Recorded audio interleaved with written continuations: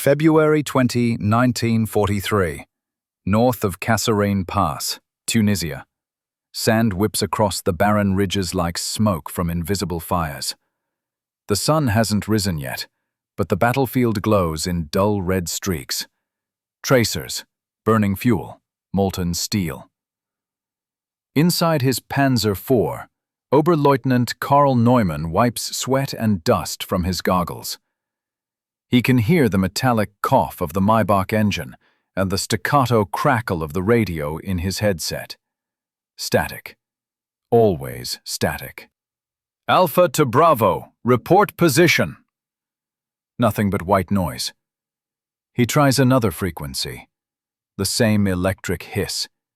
He pounds the receiver with his fist. Then, through the periscope, he sees them.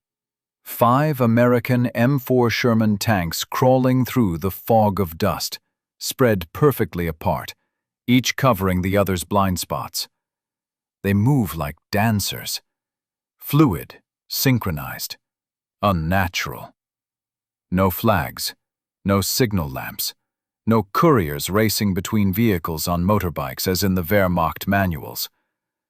And yet, their movements fit together with impossible precision. One tank reverses, another swings left to cover, a third calls down artillery within seconds.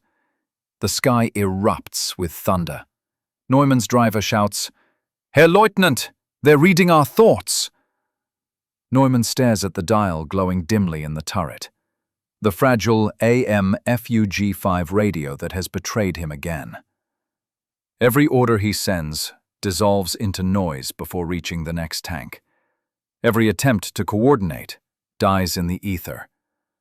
The Americans, meanwhile, answer invisible voices no German can hear. They flank, reposition, and strike with supernatural timing. From the ridge above, an artillery observer murmurs into his binoculars. "Sie bewegen sich, als könnten sie durch Rauch sehen." They move as if they can see through smoke. Hours later, when the battle is over and the survivors limp back toward the mountains, the rumor spreads through the camp. The Americans have a secret weapon, something in the air itself. At Fort Knox and Fort Benning, training manuals were rewritten. Armored warfare was no longer about who had thicker steel. It was about who could talk faster. Colonel Adna Chaffee's Armored Force School taught students, a tank platoon is a conversation conducted at 25 miles per hour. FM radios changed everything about command. Before, orders crawled down rigid chains. Now, they flowed laterally. If a lieutenant's tank was destroyed, the next gunner with a working set could take over within seconds. The network lived even when its leaders died. In 1942, the U.S. Army standardized 10 radio channels across all armored units, coded A through J. Each platoon shared one, battalions another, division command a third. This lattice created what modern analysts would call a mesh network, decades before the term existed. When the first Shermans shipped to North Africa for Operation Torch, they carried this invisible web inside their hulls. No one in Berlin knew it yet, but the air above every battlefield was about to belong to America. The first real test came with Operation Torch in November 1942.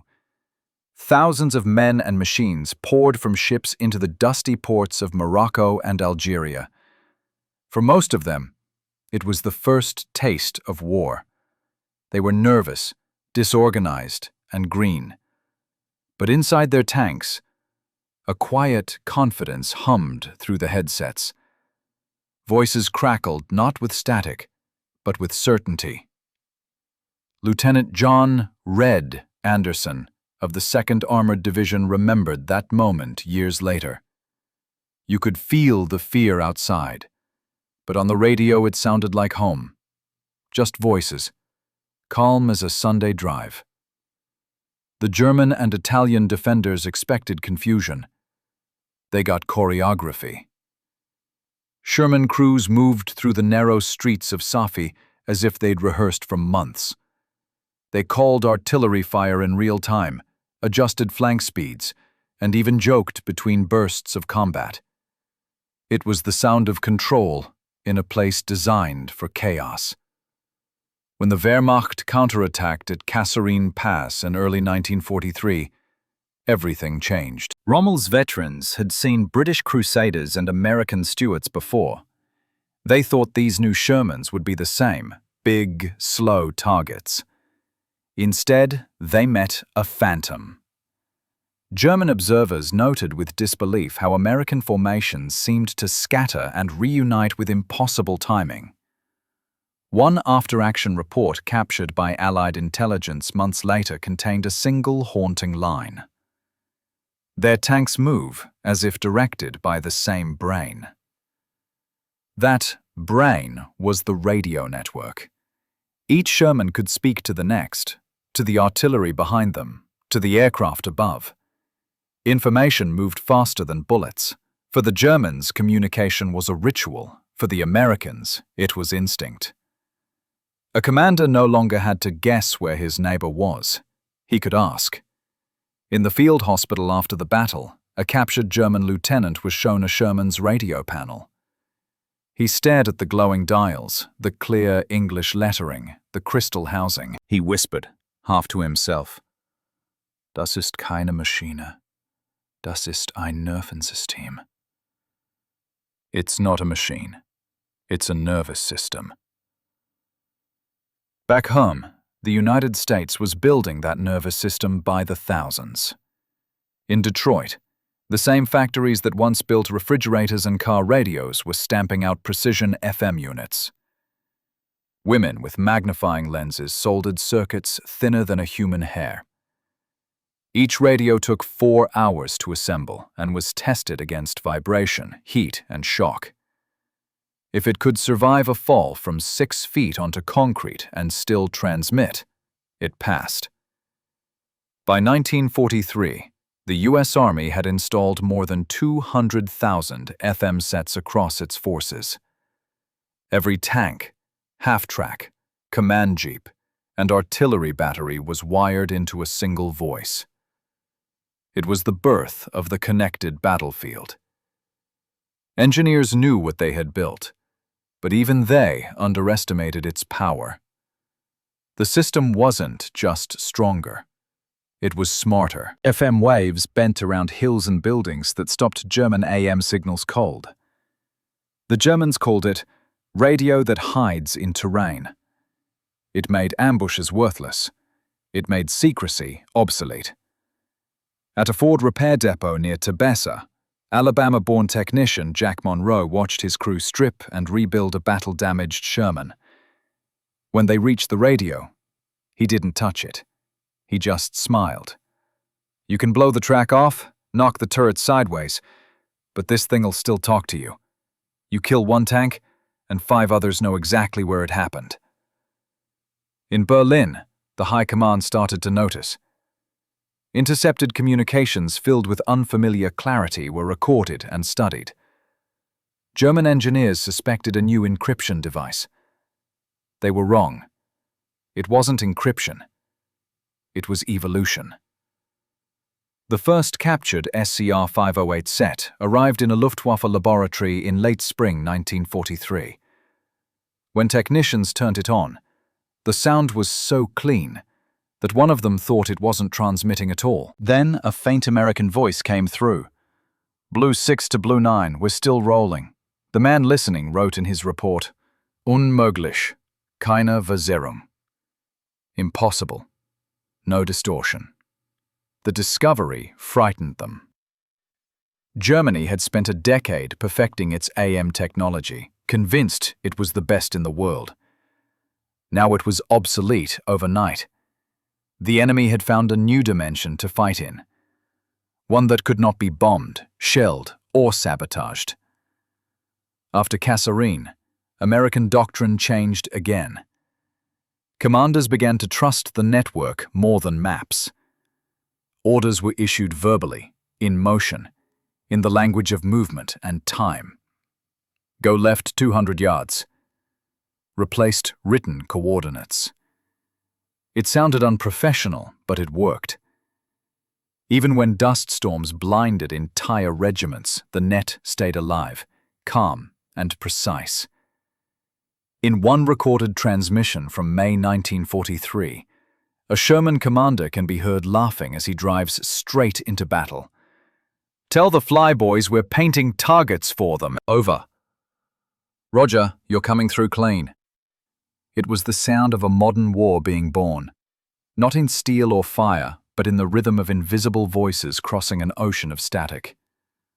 By the time the Americans reached Sicily, the network had become muscle memory. Tanks spoke to artillery, artillery to scouts, scouts to aircraft. Even when chaos reigned, the voice on the radio sounded steady, detached, professional. "Eagle 1 to Firefly, adjust 5 degrees right. Copy, splash in 20. And then, seconds later, an entire ridge vanished under fire. German troops trapped in the crumbling Sicilian hills began to call the Americans the orchestra. They fought an enemy that seemed to compose each battle as it happened. No delays, no confusion, just rhythm. A platoon of panzers tried to ambush a column near Gela. Within minutes, counterfire found them. It wasn't luck.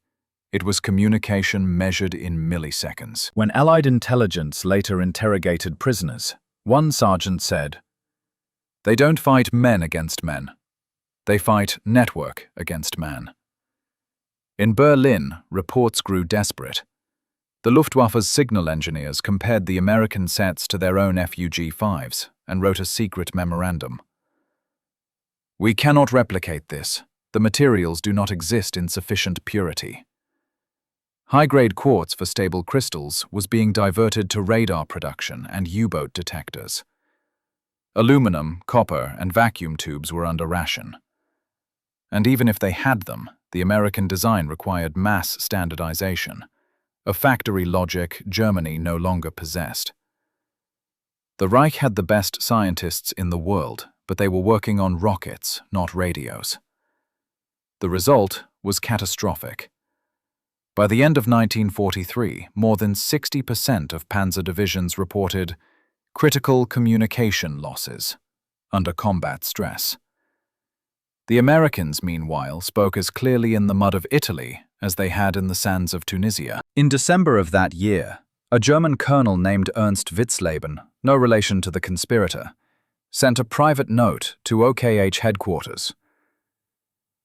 "Our tanks are deaf. Theirs are not. The outcome is arithmetic." He was right. On the ground, the difference was visible in small things. When a German platoon moved, they did it in rigid formation. Each tank waited for the one ahead, chained by visibility and command. If the leader was destroyed, the rest froze, blind and silent. When an American platoon moved, they flowed. 5 voices, 1 will. If one tank burned, another instantly took command. Even when smoke covered the field, you could hear them talking. Calm, precise. "Red 2, targets on your 11. Copy, shifting. Blue 3, hold line. Confirmed." The air crackled with discipline. A new kind, not drilled, but wired. To the Germans, it looked like telepathy. To historians later, it looked like the birth of the modern command network. The irony was that it all began as a safety measure. The US Army had adopted FM not to win battles, but to prevent friendly fire. In the confusion of mechanized warfare, miscommunication killed faster than bullets. FM ended that. What started as protection became domination. By early 1944, the US Signal Corps estimated that over 500,000 FM radios were active across the European and Pacific theaters. From the beaches to the bombers, the same clean voice could reach across continents. And yet, few soldiers ever thought about the miracle inside their tanks. They just trusted it, like breath. One evening outside Naples, a mechanic named Bill Hanley leaned against the hull of a Sherman and listened to the chatter in his headset. Men laughing, giving bearings, calling for coffee between bursts of artillery. He turned to his partner and said, "They'll never understand this, the Krauts. They think war's about courage. It's about connection." That word, connection, would haunt captured German officers for the rest of the war. Because for all their brilliance, they had built an army that could not listen to itself. By the spring of 1944, Allied radio networks stretched from Normandy to the Italian Alps. Each battalion carried its own frequency map. Each regiment could patch into air support with a single switch. It wasn't glamorous work, engineers in muddy holes stringing cable, fixing antennas, calibrating frequencies. But it won the war before the battles even began. When the invasion fleet crossed the Channel on June 6th, the same invisible nervous system pulsed beneath the waves. Tanks landing on the beaches spoke instantly to ships offshore, calling for naval guns on coordinates relayed by infantry who hadn't even seen the enemy. It was a symphony of logistics and sound. The German defenders never had a chance to speak. From his bunker above Omaha Beach, an artillery officer later recalled, "Our radios screamed with interference. Theirs were silent, but deadly. You could feel them in the air, like thunder you couldn't hear." By then, the Germans had realized the truth. They were losing not to better soldiers or stronger armor, but to silence. Clean, ordered silence on the enemy's net. Their world was static and shouting. The American world was calm and connected. And no amount of bravery could bridge that distance. By late summer of 1944, the FM voice of the Sherman had become the pulse of the Allied advance. From the hedgerows of Normandy to the fields of France, everything moved to that same invisible rhythm. A tank commander's words could shape artillery fire a mile away, or bring fighter bombers screaming down within minutes. Each man spoke to a network so vast he could not even imagine its scale. Tens of thousands of overlapping signals merging into one continuous heartbeat. The Germans, retreating through smoke and rubble, heard the low hum of those signals on their scanners. Sometimes a fragment slipped through the jamming static, a clipped English word, a calm correction, a faint laugh. To them it sounded like mockery. To history, it was inevitability. At night, as columns of Shermans rolled toward Paris, the tank radios glowed dimly inside their steel shells. The intercom chatter was steady, ordinary. Fuel checks, navigation, jokes. But behind the routine was something sacred. A level of coordination that turned chaos into choreography. An American driver once described it this way: "You didn't fight alone in a Sherman. The air itself was full of friends." On the German side, the reports turned grim. Communications officers begged for copper wire, vacuum tubes, crystals, anything to close the gap. Factories that once produced elegant radios for the Luftwaffe were now reduced to patching broken sets scavenged from wrecks. In November 1944, a desperate memo from the 9th Panzer Division read, "Intertank communication failed at 200 meters. Command tank destroyed. Platoon immobilized." At the same time, American after-action reports were filled with one quiet note repeated again and again. Radio discipline excellent. It was invisible superiority. No banners, no propaganda, no drama. Just competence. In the snow of the Ardennes that winter, the difference became fatal. The Battle of the Bulge was chaos incarnate. Fog, snow, broken lines. German armor punched through gaps and scattered the Allied front. But in the confusion, the Americans still talked. Sherman crews trapped behind enemy lines whispered into their microphones, giving coordinates to artillery batteries they couldn't even see. Within minutes, shells found their targets. A young German tanker, barely 19, described it in his diary. "They know where we are before we do. Their artillery falls like it has eyes." The eyes were voices. Across snow and smoke, every unit could hear every other.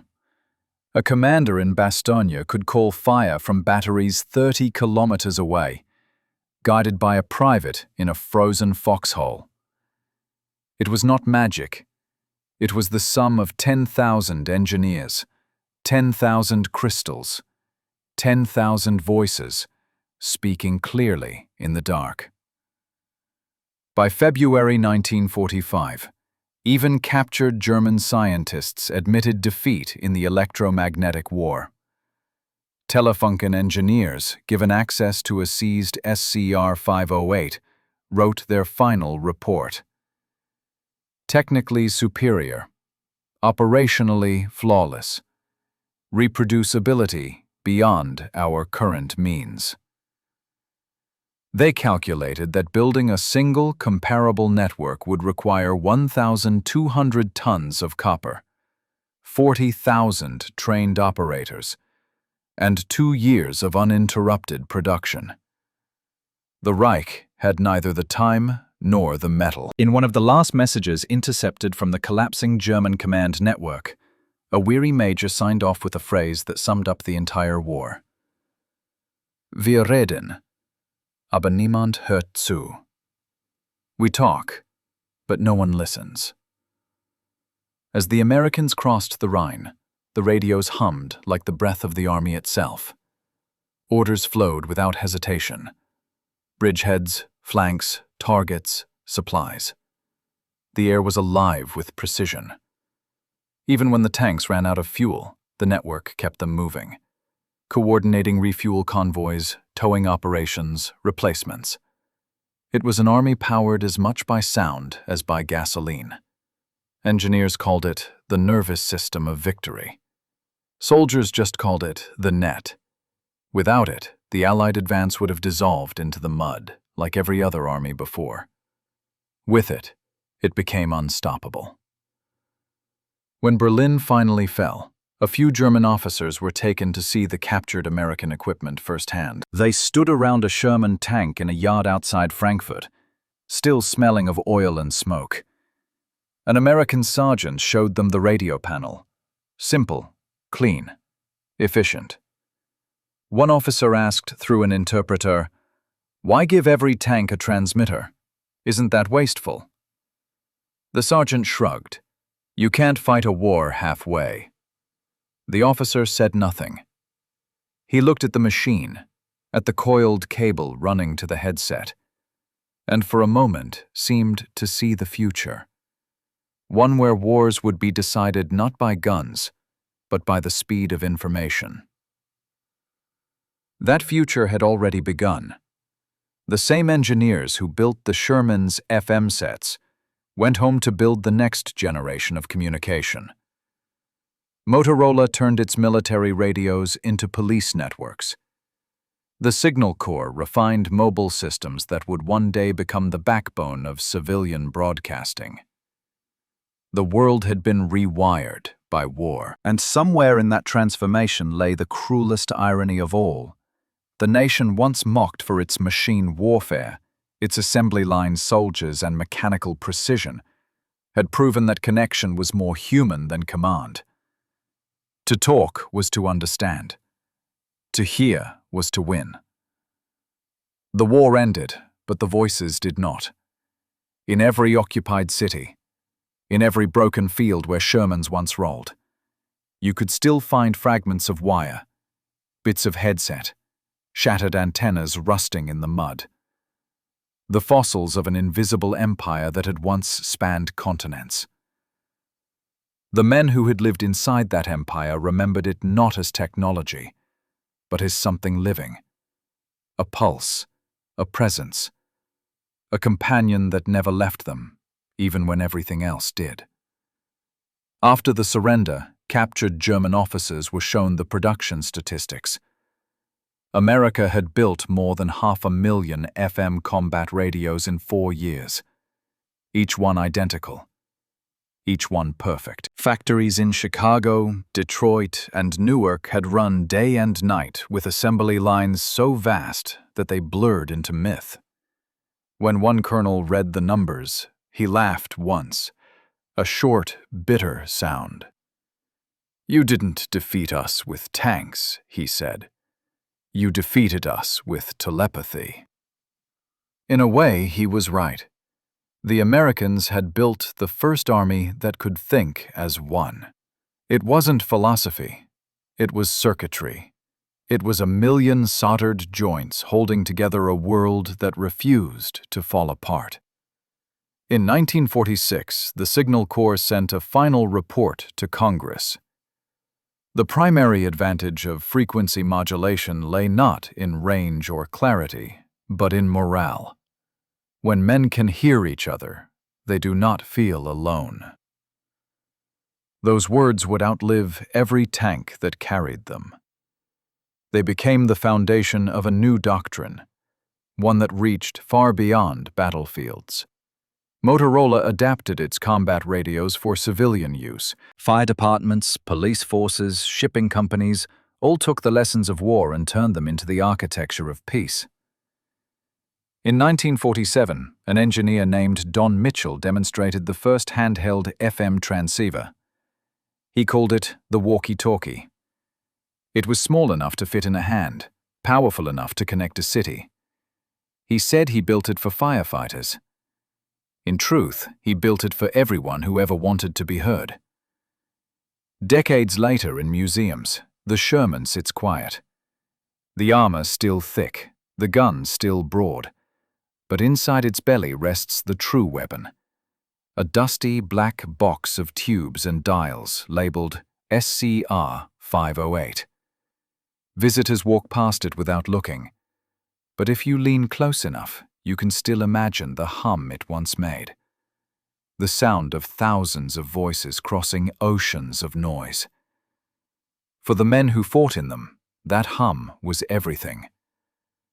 They remembered it as warmth, as certainty, as proof that no matter how loud the war became, something inside the static still listened back. One veteran, interviewed in 1963, said it simply, "We weren't braver than the Germans. We just heard each other better." History likes to count wars in tanks, planes, and guns. But this one was decided by something weightless. A frequency, a tone, a human voice carried perfectly through dust and fear. Germany had built perfection in steel. America had built perfection in connection. And in the end, it was the quieter empire that won. Because victory didn't come from who fired first, or who aimed straighter. It came from who could speak and be understood. They lost not in the desert, not in the factories, but in the static.